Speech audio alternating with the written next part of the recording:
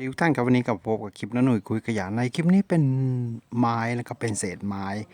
เศษชิ้นเล็กชิ้นน้อยทีนี้จะนำมาทำเป็นลักษณะของเก้าอี้ใช้งานภายในครัวเรือนภายในบ้านกันครับโอเคครับติดตามชมกันนะครับจากเศษไม้สนครับผม